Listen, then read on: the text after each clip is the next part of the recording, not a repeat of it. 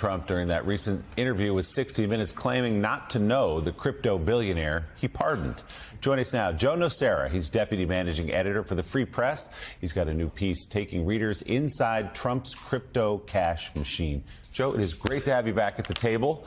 Every 5 years, as you pointed out, this has become a tradition.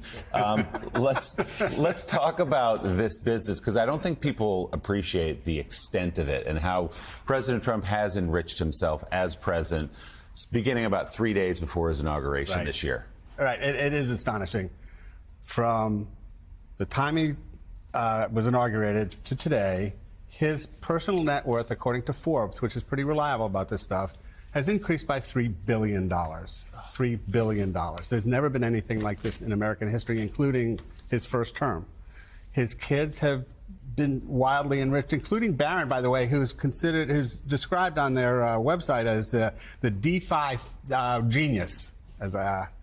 So in one day, September 1, the family made $5 billion in a day when they issued a new cryptocurrency. I mean, and the key to the whole thing is he's the president, and people want things from him. So they're doing things for him, thinking they're going to get something in return. Now, you know, if you ask the White House, there's no quid pro quo, there's no conflict of interest, everything's on the up and up. Yeah, sure. So it's led by Don Jr. and Eric, the adult sons of the President of the United States. So how does this work? For people who don't understand cryptocurrency, fundamentally, how does he enrich himself? It is complicated. So the meme coin, which is just it's a collectible, basically. People are buying it. It goes on the market. It started at 18 cents. 2 days later, it was $75. He's selling the meme coins. They're both getting fees, and they're making money from that. Then the second thing was a second kind of coin called a stable coin. This is the problem. These cryptocurrencies are so weird and interesting and bizarre. The stable coin, the UAE, a country, bought $2 billion worth, deposited into Binance, which is another platform, which we'll get to in a second. That's the CZ guy we heard about in 60 Minutes. And from that alone, they make $80 million just in interest.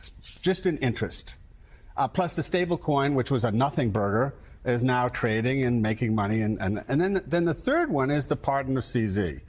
And he went to prison for allowing his platform to be used by terrorists. I mean, this is not a little thing.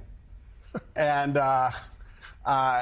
you know, Binance, which is the company that he ran, did a whole bunch of favors for Trump, including helping the $2 billion UAE deal. And he gets a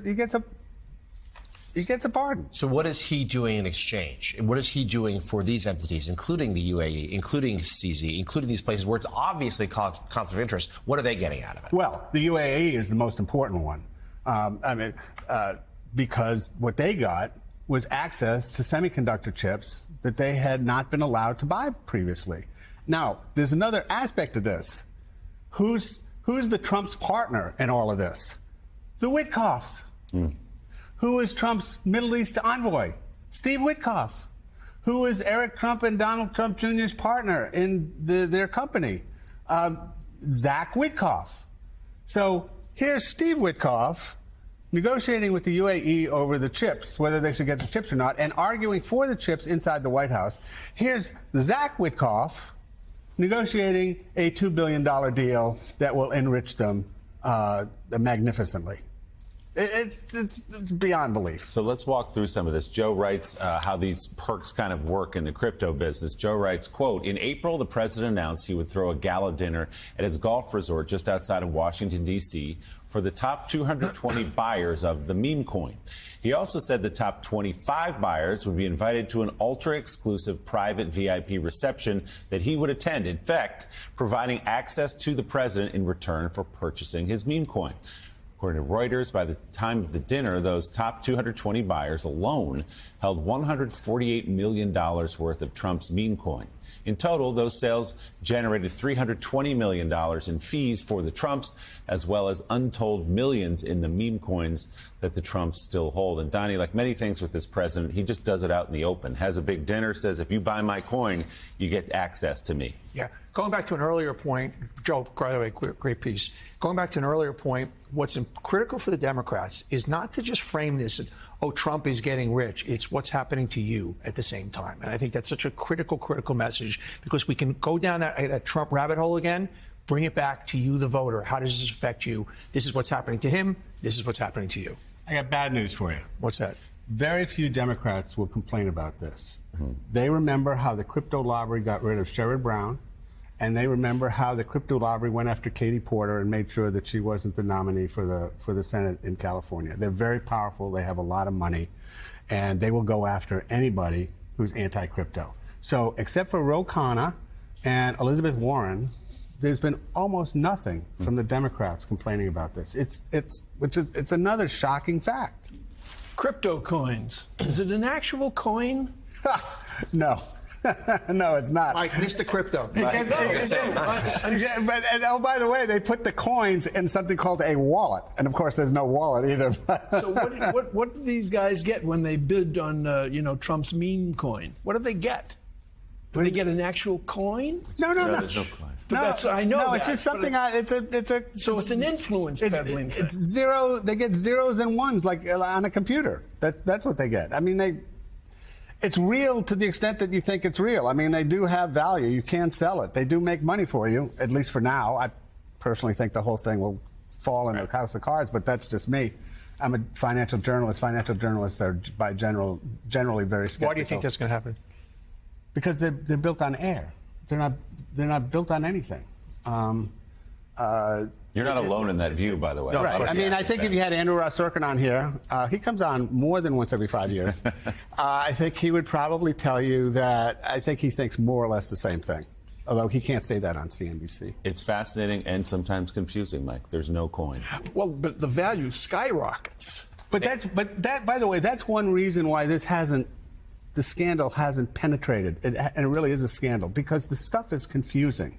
Yeah. It's difficult to follow. Yeah. And the articles that have been written about it, which are very good, they're just nobody wants to read that deeply into it. It's just there are too many details. It's just too hard to follow. But you explain it well in this piece, especially the UAE angle, which is invest in the coin, get access to the president. The new piece, Inside Trump's Crypto Cash Machine, is online now. Deputy Managing Editor for the Free Press, Joe Nocera. Let's make it more frequent than every 5 years. I'm with you, baby. Come over to the new place. See you in 2 years. I'll see you in 2 years. Yeah, that's right.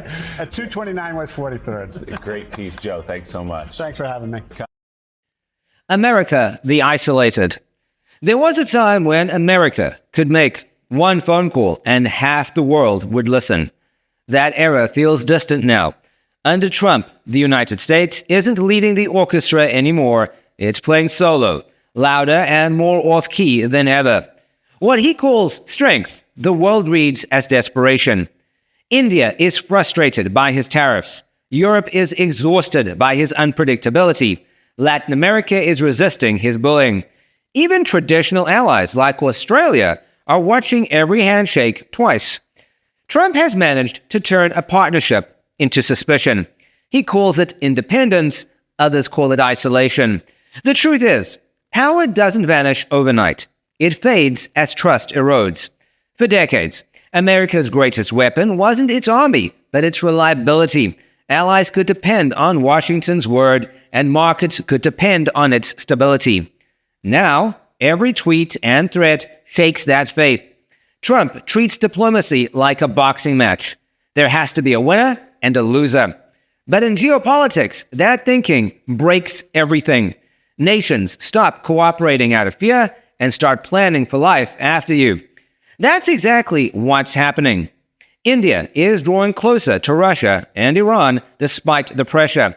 Europe is investing in defense systems that don't depend on the U.S. umbrella. African and Asian nations are exploring new financial alliances with China and the BRICS bloc. The more Trump shouts, America first, the more the world quietly answers, then go ahead alone. Even his wins come wrapped in unease. Isolation isn't just a diplomatic problem, it's a psychological one. Once a nation starts believing it's surrounded by enemies, it starts acting like one. Every criticism feels like sabotage, every question like betrayal. Trump's rhetoric feeds that paranoia, a story where only he sees the truth and the rest of the world conspires against him. The result? The United States is more divided abroad than ever. The American brand, once synonymous with opportunity, now carries the weight of unpredictability. Investors hesitate. Students rethink visas. Allies explore alternatives. The world isn't anti-American, it's anti-instability. And under Trump, instability is the only constant. Empires rarely fall with a bang. They fade through arrogance. America's decline won't come from defeat in war, but from self-inflicted solitude. Trump wanted to make America feared again. He succeeded, but fear is a poor substitute for respect, and isolation is a terrible definition of greatness.